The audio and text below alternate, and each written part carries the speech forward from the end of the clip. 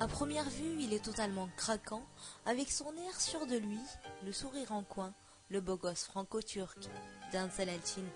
Cancel est né à Izmir, en Turquie, le 20 septembre 1973. À l'âge de 10 ans, il émigre avec toute sa famille en France.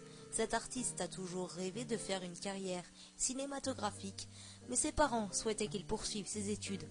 Donc notre jeune homme, vis-à-vis du respect qu'il a envers ses parents, a continué ses études et finit par obtenir son diplôme d'économie et sociale. Par la suite, il s'inscrit à l'une des écoles les plus prestigieuses de théâtre, École Florent, où il poursuivra des cours pendant 3 ans. Ainsi, il fera quelques apparitions sur les écrans français pour quelques publicités, notamment pour France Télécom. Cependant, notre acteur s'intéresse aussi au métier de réalisateur et pour cause, il réalisera un court-métrage, Papillon, en partie avec son meilleur ami, Emmanuel Vey. Ses rôles sur les écrans de télévision. 2006 fut un tournant pour sa carrière, Les ailes brisées, où une réalisatrice du nom de Tomris Giritleoğlu lui propose de jouer le rôle de Cemal dans Kırık Kanatlar. Ce rôle fut un succès en Turquie. C'est alors qu'on découvre un nouveau visage, un nouvel artiste. Il quittera prématurément la série en brisant quelques cœurs au passage à la mort de Cemal, car Tomris Giritleoğlu lui propose une autre opportunité, incarner le rôle de Ahmet dans Hatırla Sevgili.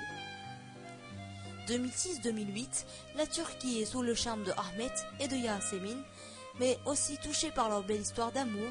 C'est alors que la Turquie découvre de grands acteurs et actrices. 2010-2011, notre artiste fera une interprétation virtueuse de Murat Hoca dans la série Gönül Çelen. Il interprétera avec merveille le rôle d'un professeur de musique, un pianiste, en partenariat avec l'une des plus belles actrices turques, Tuğba Büyüküstün. Cancel a joué avec les plus belles et les plus grandes actrices, Beren Saat, Tuğba Büyüküstün et plein d'autres. Cet homme nous a marqués par son interprétation, en Turquie mais également au-delà des frontières, car ses fans sont de tous les horizons internationaux. Nous avons un homme généreux, il nous l'a démontré par sa simplicité, son accessibilité avec ses fans.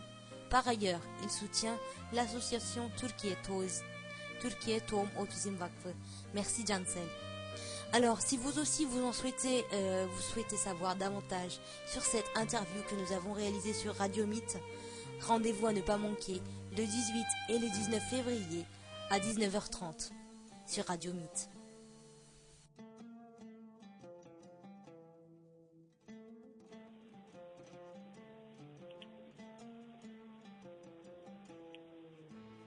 Alo.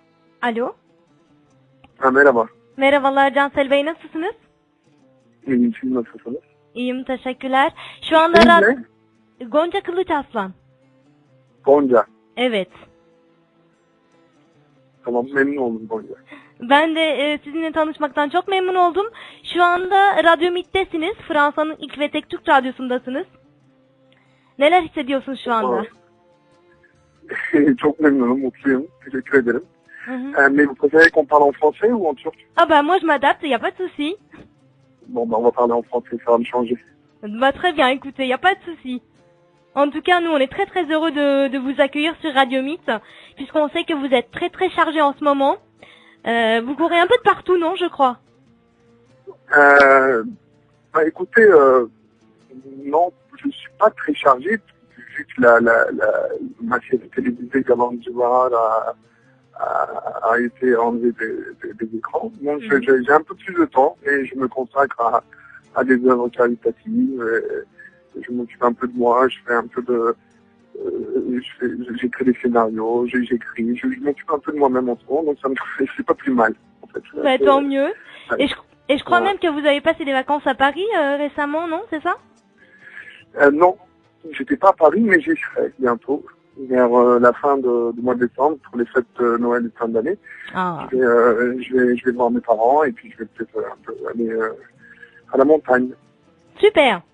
Et puis, Voilà. de toute façon, on sait que la montagne et la marche à la montagne, c'est l'une des activités favorites des Français, il me semble.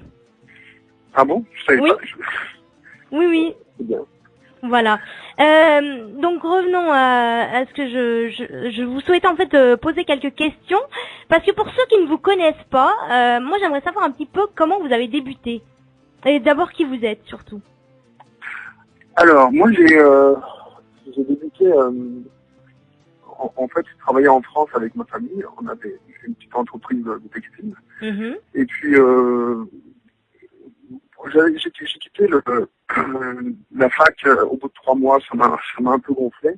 Et j'ai commencé à bosser avec mon frère. On a créé une petite entreprise qui marchait très très bien d'ailleurs. Mhm. Et puis, au bout de 3-4 ans, le milieu du textile, je trouvais ça un petit peu ennuyant, et puis je me suis dit tiens, je vais faire quelque chose d'un peu plus enrichissant. Puis le soir, j'ai commencé à prendre des cours de théâtre. Alors, je me suis retrouvé au cours Florent. Je me rappelle, je m'étais inscrit au mois d'août et j'avais complètement oublié. Ils m'ont rappelé, ils m'ont dit voilà, mais il y a vos cours qui commencent au mois de septembre, venez. Et puis c'est la première fois, donc je suis monté sur scène et au cours Florent. Et bon, ça m'a vraiment pris, et puis j'ai commencé à continuer. J'ai fait ça pendant 2 ans, les cours de soir. Mais un petit peu par passion, hein, rien de sérieux. Et puis je me suis rendu compte, je me suis retrouvé face à moi-même. Ça m'a vraiment intéressé. Et puis au bout d'un moment, j'ai complètement arrêté le travail pour me consacrer uniquement au théâtre. Et j'ai D'accord. fait 4 ans de théâtre. Et puis Mhm. parallèlement, j'ai fait des stages avec John Strasberg, Jack Cartwright, avec la méthode américaine en fait, parce que je m'intéressais un peu plus au cinéma qu'au théâtre. Bien que j'ai joué 3-4 pièces, notamment Cellule 118 qui a été un succès assez important dans ma carrière.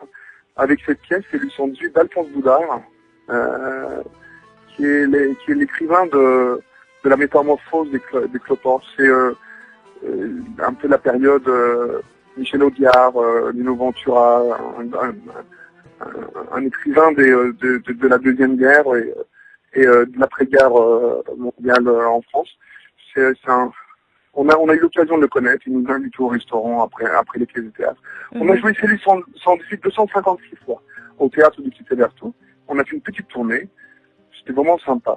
Moi, ça m'a permis de me faire connaître auprès des directeurs de casting en France, qui m'ont ensuite envoyé sur des castings de pubs, de séries télévisées, voilà.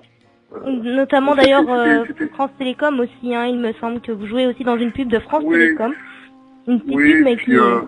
ça, c'est des pubs que j'ai joué dans La Crime, Avocat et Associé, non, pas Avocat Associé, pardon, Navarro, enfin des séries qu'on voit sur France 2, TF1, entre autres. Exactement. Après, j'ai fait des petits longs, notamment, voilà, c'est sympa, dans l'équilibre de la terreur, un film indépendant français qui est pas mal d'ailleurs, j'aime bien. Mhm. Et bon, moi, il y a une... Allez-y.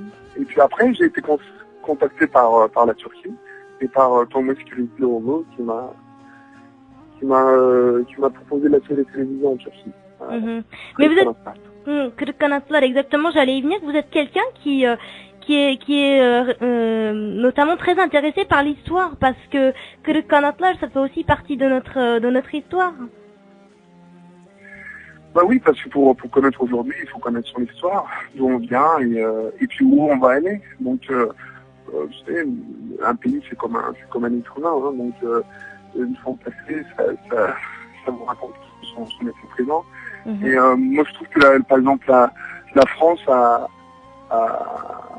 une histoire riche, mais la Turquie aussi. Et je trouve que par exemple l'histoire de la Turquie jusqu'à la mort d'Atatürk, on la connaît assez bien, elle est instruite dans les écoles. Mais après 1938, on a très peu de connaissances sur la Turquie, où c'est un peu une histoire qu'on n'a pas envie de connaître, ou qui reste un petit peu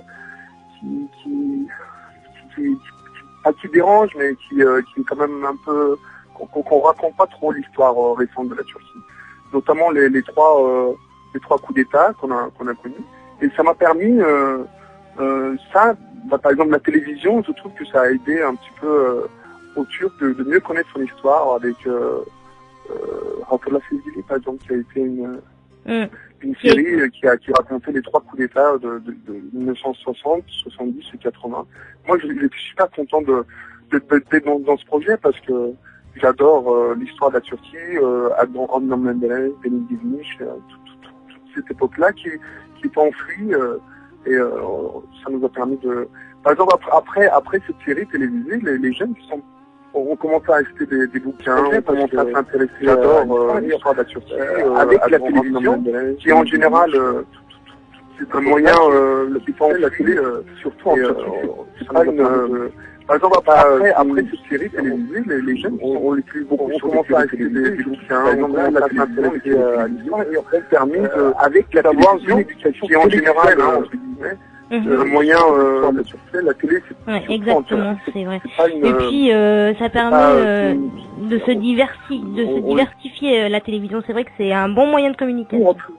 Hatırla Sevgili, c'était non seulement un peu de divertissement, mais aussi un moyen de faire passer des messages et d'éduquer les jeunes à l'histoire de la Turquie. Moi, c'est pour ça que j'aime bien Tomris. Tomris Gizitoğlu, c'est une productrice qui a fait des séries avec des sujets assez intéressants. Hatırla Sevgili, Çemberin Güdüloya, et donc elle traite Kırık Kanatlar, par exemple l'histoire de comment on a créé la République en Turquie. Moi, j'aime bien ses histoires. D'ailleurs, on lui souhaite bon rétablissement puisque là, actuellement, elle a le cancer, il me semble, c'est ça? Oui, mais elle va s'en sortir parce qu'elle a le caractère pour. Dualarımız onunla birlikte.